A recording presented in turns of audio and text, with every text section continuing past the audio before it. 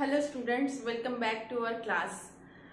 तुम्हाला माहीतच आहे की आपली इंग्लिश ग्रामर सिरीज सुरू आहे आणि त्यामध्ये आपण याआधी नाउन, प्रोनाउन, ॲडजेक्टिव्ह हे 3 क्लास आपण कंप्लीट केलेले आहे. तर आज आपली क्लास नंबर 4 आहे आणि आज आपण शिकणार आहोत वर्ब्स. वर्ब्स म्हणजे काय? तर वर्ब्सला मराठीमध्ये क्रियापदे असे म्हणतात. तर पाहू डेफिनेशन. वर्ब म्हणजे काय? What is verb?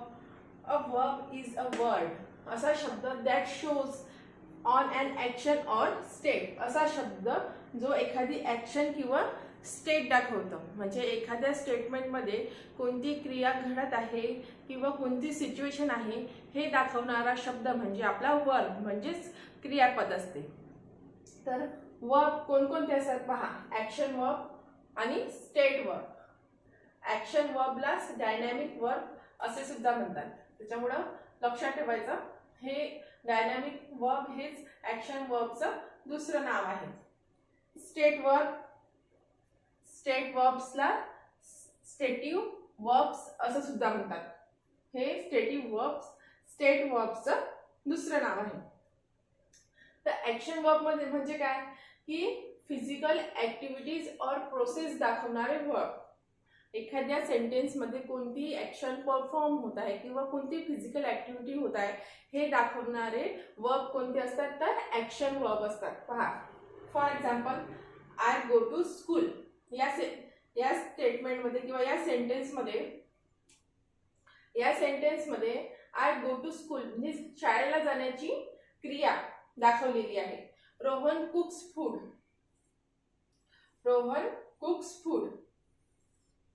रोहन काय करतो? जेवण बनवतो.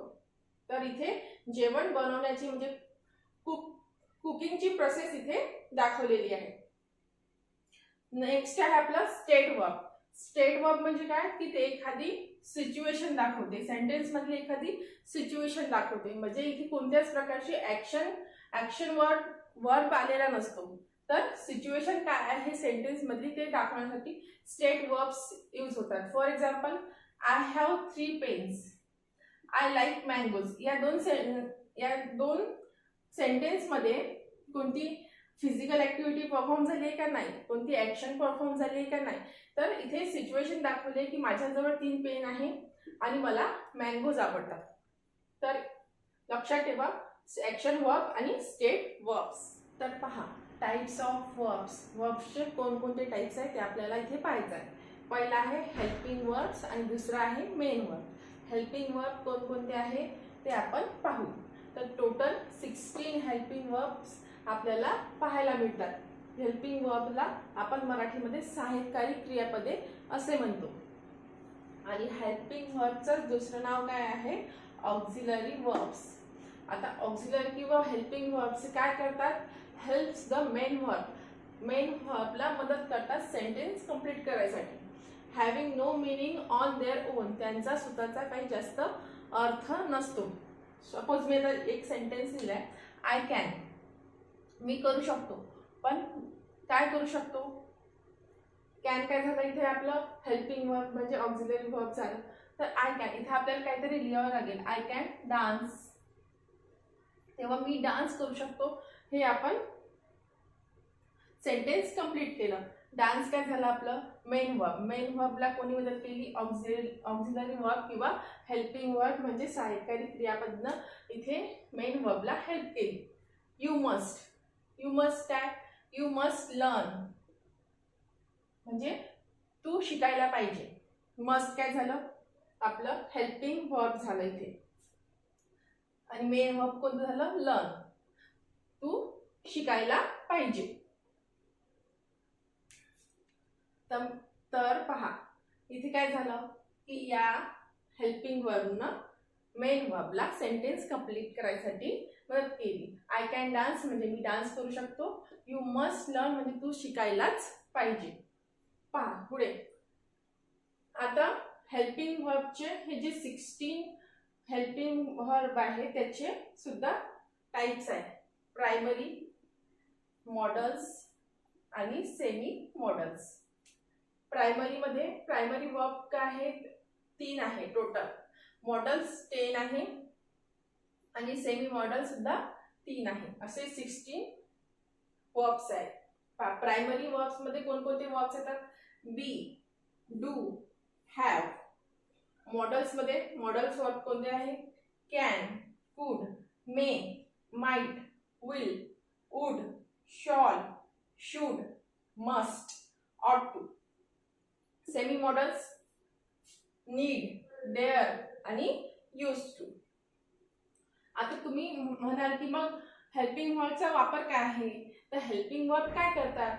तर हेल्पिंग वर्ब एखाद्या सेंटेन्सचा टेन्स दर्शवण्यासाठी यूज होतो की कोणत्या टेन्स मधलं हे सेंटेन्स आहे ते इंडिकेट करतं हेल्पिंग वर्ब म्हणजेच ऑक्झिलरी वर्ब.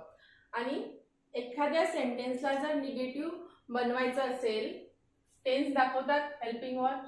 एखाद्या सेंटेन्सला निगेटिव्ह सेंटेन्समध्ये कन्वर्ट करायचं असेल तेव्हा हेल्पिंग वर्बचा उपयोग होतो.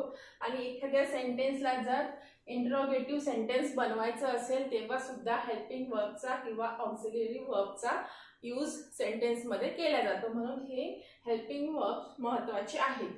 आता पाहू semi models. Semi modal verb कोणते आहे?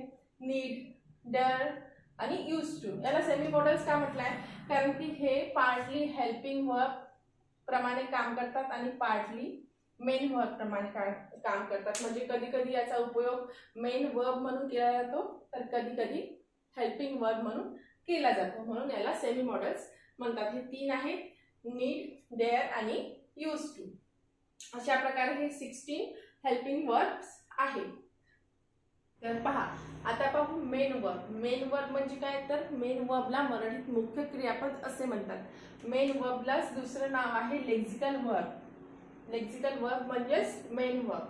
मेन वर्ब काय करतं? तर एखाद्या सेंटेन्समध्ये कोणती ॲक्शन परफॉर्म होत आहे किंवा काय स्टेट आहे त्या सेंटेन्समध्ये हे दर्शवण्याचं काम कोणाचं असतं? तर ते मेन वर्बचं असतं. हॅव देअर ओन मिनिंग, त्याचा स्वतःचा अर्थ असतो. आता या मेन वर्बचे सुद्धा 2 टाईप आपल्याला पाहायला मिळतात, ट्रान्झिटिव्ह वर्ब आणि इनट्रान्झिटिव्ह वर्ब. ट्रान्झिटिव्ह वर्ब काय करतात? तर takes a direct object. Direct object घेतात सेंटेन्समध्ये. For example, he killed a dog. तर इथे काय केलं आहे? ट्रान्झिटिव्ह वर्बनं डायरेक्ट ऑब्जेक्टला सेंटेन्समध्ये घेतलेला आहे. आता इनट्रान्झिटिव्ह वर्ब्स काय करतात? Doesn't take a direct object. For example, he died. इथे डायरेक्ट ऑब्जेक्ट घ्यायची गरज पडली नाही, तर एवढ्याच वर्बने, एवढ्याच वर्ड्सनी सेंटेन्स आपलं पूर्ण झालं. तर इथे ही किल्ड अ डॉग यासाठी आपल्याला इथे ऑब्जेक्ट घेतला. म्हणजे हे कोणतं झालं? हे झालं ट्रान्झिटिव्ह वर्ब आणि हे झालं इनट्रान्झिटिव्ह वर्ब.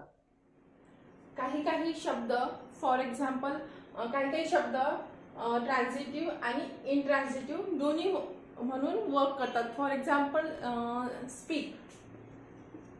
स्पीक हा वर्ड ट्रान्झिटिव्ह आहे आणि इनट्रान्झिटिव्ह पण आहे. फॉर एक्झाम्पल, आपण जर असं म्हटलं, आय स्पीक म्हणजे मी बोलतो, किंवा ही स्पीक म्हणजे तो बोलतो.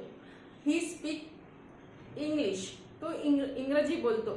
तर इथे काय झालं की हा स्पीक जो वर्ड आहे हा ट्रान्झिटिव्ह वर्ब म्हणून सुद्धा यूज करता आला आणि इनट्रान्झिटिव्ह वर्ब म्हणून सुद्धा यूज करता आला. तर काही वर्ड असे असतात जे ट्रान्झिटिव्ह वर्ब म्हणून काम करतात आणि इनट्रान्झिटिव्ह वर्ब म्हणून सुद्धा काम करतात. रेग्युलर वर्ब्स आणि इररेग्युलर वर्ब्स म्हणजे काय? तर कशाला म्हणून रेग्युलर वर्ब्स आणि इररेग्युलर वर्ब्स?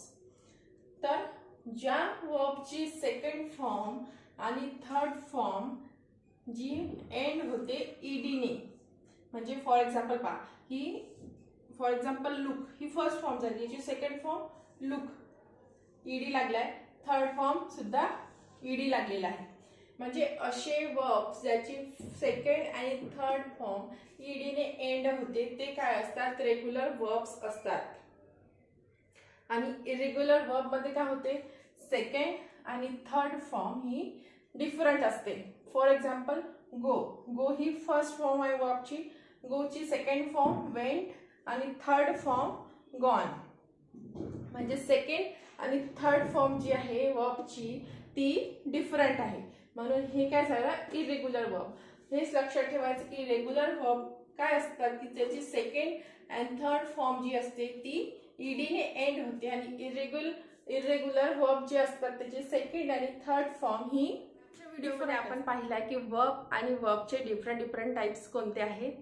तुम्हाला जर हा व्हिडिओ आवडला असेल तर लाईक नक्की करा, शेअर करा आणि चॅनलवर नवीन असाल तर सबस्क्राईब सुद्धा करा. पुन्हा भेटूया नवीन टॉपिक सोबत. तोपर्यंत बाय बाय, टेक केअर.